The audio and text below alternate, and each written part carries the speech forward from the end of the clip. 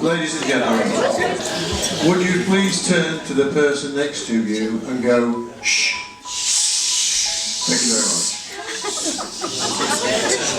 Before I start, ladies and gentlemen, I've been asked to, James has asked me to do a special favour, a special job.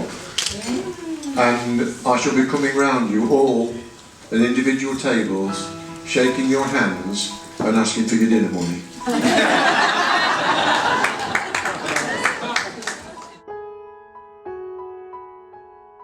The roots of friendship go back many years. It pulls people over many miles to share in a bond of fun times, of good times, and of happy memories. The motorway miles that keep us apart are no barrier to us, or our bond of family ties that we hold so dearly. The love you have for the future stems from the love you received from your parents from the past, and for the strength you need for tomorrow, you can rely on your friends that are here today. It's always an honour to be with a friend, and there's no honour greater than friends that would travel hundreds of miles to be at your wedding today. Friendship doesn't come in boxes of all shapes and sizes. It's linked to respect, built up over the years with cherished memories. James, the cherished memories that we share will be in my heart forever.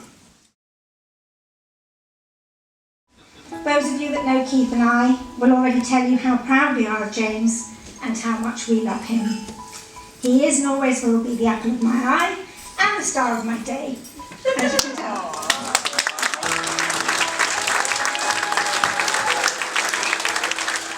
Friendship and loyalty have been the forefront of this family, and James has been lucky enough to find loyal friends who have supported him through tough times.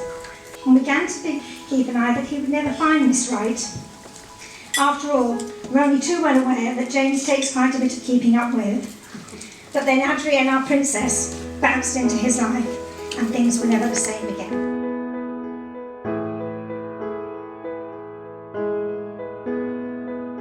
To say that we adore Adrienne is a bit of an understatement. She possesses the same hard-working ethics and family values that we have. She's slotted into our lives like the final piece of a jigsaw puzzle. She's an invaluable and an adorable asset.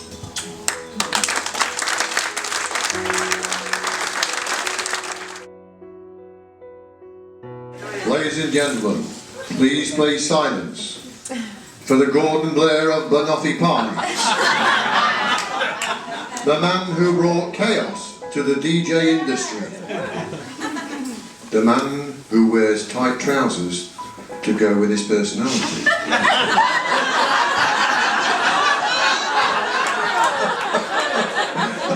I wrote it myself and I still think it's funny. Here's the groom, it's our friend James!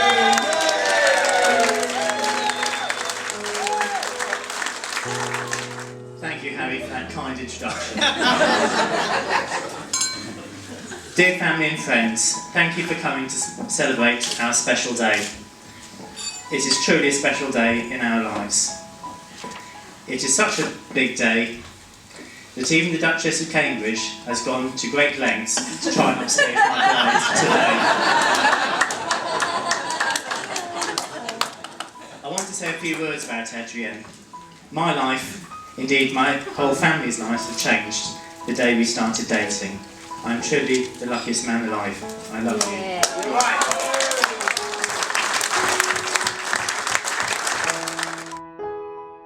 I also want to thank my mum and dad. Without their hard work in bringing me up, I would not be the man I am today. And without my mum's tireless planning, today would not have been so perfect. She and Keith, my dad, have given me everything in life. I am so lucky to have them. Special is a word that is used to describe something one of a kind. like a hug or a sunset, or a person who spreads love with a smile or kind gesture. Special describes people who act from the heart and keep in mind the hearts of others. Special applies to someone that is admired and precious, and that can never be replaced. Julia, special is a word that describes you.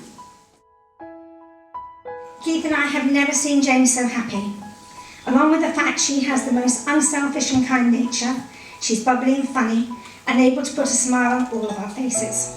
We wish for you all that we could wish for ourselves, a long life of happiness. James Thomas Charles Godden. First time I met him, he introduced himself to me. Hello, I'm James Godden. Then he paused. You know, he was waiting for me to say something. The only problem is I'm from Sussex, so I didn't have a clue what the name Godden meant.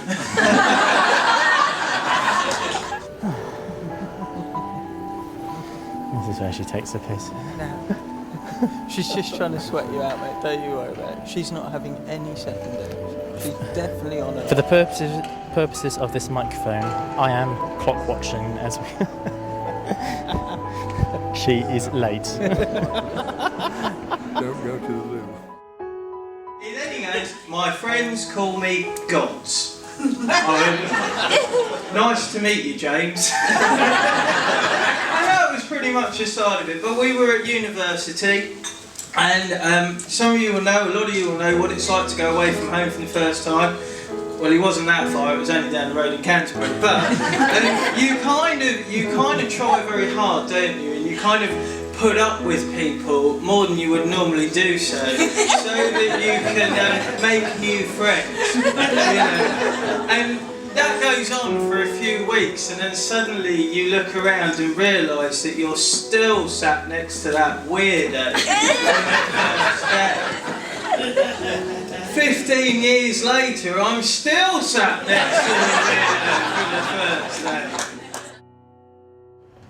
Nice. Yeah, legs and knees. Come on, mate.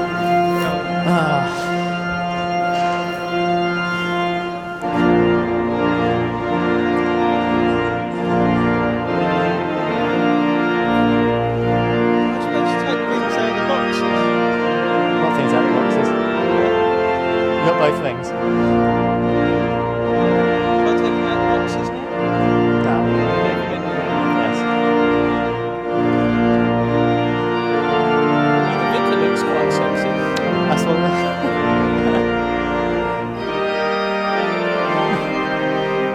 I hope the microphone didn't pick that up.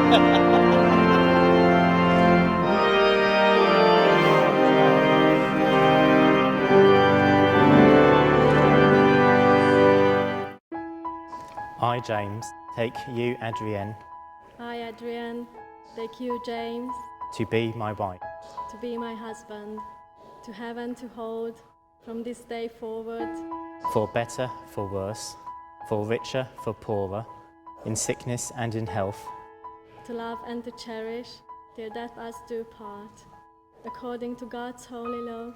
in the presence of God, I make this vow.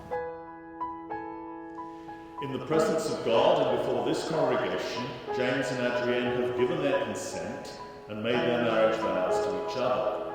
They have declared their marriage by the joining of hands and by the giving and receiving of rings. I therefore proclaim that they are husband and wife. Let's congratulate them.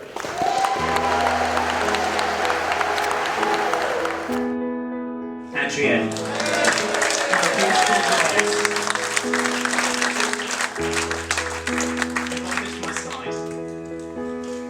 My tiny boo-boo princess wifey bear.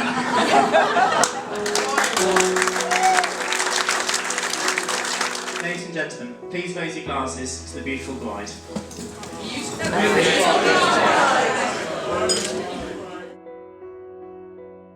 There comes a time in life when you open your eyes and you realise that you're a very lucky person. There's no greater honour for a person than to be asked by his mate to stand next to him on the day of his marriage. And it is the greatest honour for me to have done that today. He's been an amazing friend, he's been an amazing family member, and I don't think if I wanted to try and find someone that could be a better friend, I'd be able to. So, Adrienne, I have one last gift for you. I give you my best friend. So he may become your best. Now I'm going to ask you to do one thing for me. I'm going to ask you to make sure that those glasses are fully charged, no going off half-cocked, and stand as I make a toast to one of the most beautiful women in the world and her new best friend, Adrienne and James, the bride and groom.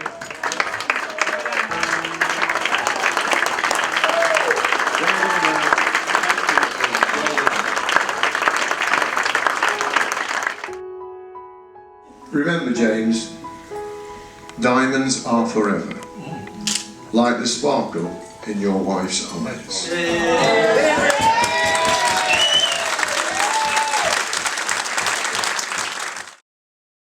I know there's a question that is on all of your lips, and the question is, you must have been a beautiful baby. You must have been a beautiful child when you was only starting to go to kindergarten. You must have grown the other kids wild. And when it came to wearing blue ribbons, you must have showed the other kids how. I can see the judge's eyes as he handed you the prize. You must have made the cutest bow. Come on.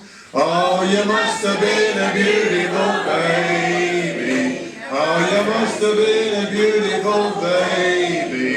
'Cause baby, look at you now.